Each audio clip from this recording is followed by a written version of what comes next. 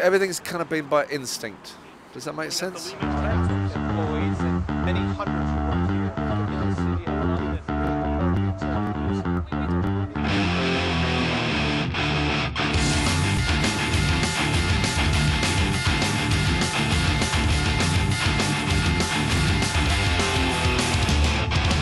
Hi, this is Justin Sullivan from New Model Army. You're watching 2010 LEP TV.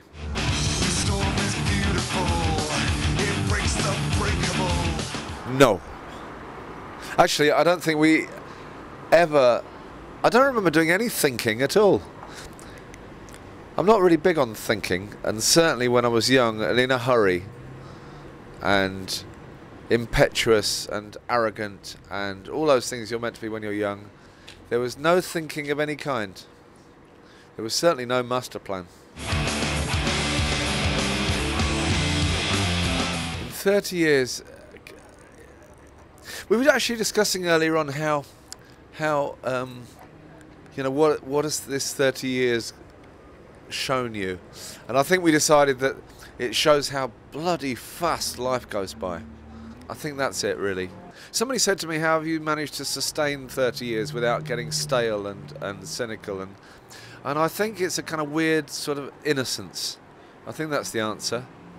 We've sustained it by the fact we're still kind of slightly innocent about it all. We still love what we do. You know, we still play what we want, in the way we want, where we want, when we want, with whom we want. How lucky is that? So today is a good day. Yeah, I think it's harder now, and it's definitely harder if you're starting now. If you're a young band starting now, it's almost impossible to see how you can actually make money out of it. Very hard. It's hard, you know, for us. I don't know. I seem to be okay. Last time I looked in my fridge, there was food in it, and that's all that really matters. I take an interest in what's going on. What do you want to know about Bradford? I'll try and help you.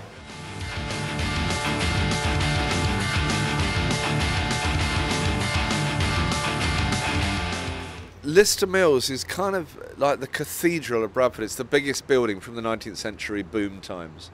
And it's on a kind of hill, and it's a huge chimney. Apparently at the top of the chimney it's wide enough to drive a coach and horses around it, apparently, they said. They've made this into, actually they made it into flats. Quite nice flats, and they've all sold.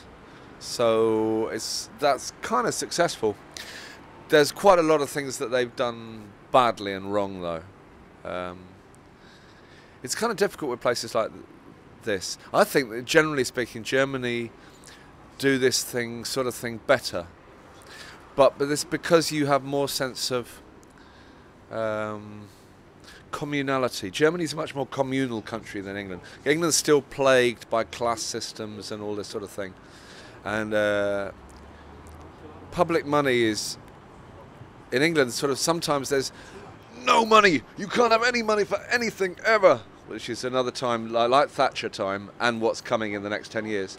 And sometimes over the last 10 years, oh, have any sort of money and squander it on any stupid project that no one's really interested in you like. And it seems to go between these two extremes. I don't know if that's true here. We have got one thing where they rooted out what was mostly a horrible 60s development to make a new shopping centre. But of course there's no great need for a huge shopping centre in Bradford, partly because Leeds is only 10 miles away and Leeds is a bigger city and people go shopping there, and partly because people shop less in the sense of CD shops and bookshops and everything's done online, you know. So we're left with a large hole in the ground. I think they should make it into an amphitheatre and make Bradford can never compete commercially with Leeds.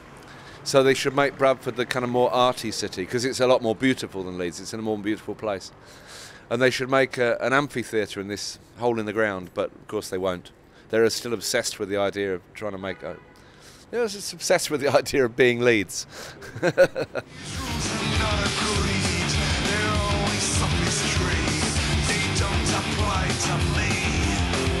you seem to have built in this area. I find the Ruhr fascinating, actually, but partly because it's slightly different here, because so much of the Ruhr area was bombed during the war, that everything had to be kind of rebuilt in the 50s anyway.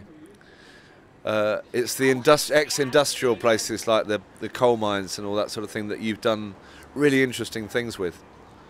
And I say that, but I haven't actually been. I've been told that they're really interesting.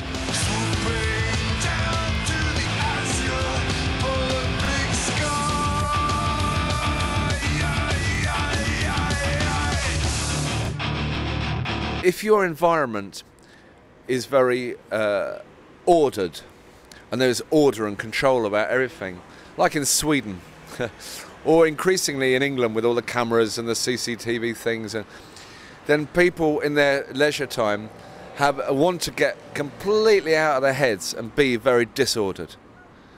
And if you live in a country or a city which is very disordered, you know, parts of Lagos, for instance, you know, parts of Africa, but poorer places, then in their leisure time people like things to be quite ordered. They crave order. I think people crave a sort of balance between them.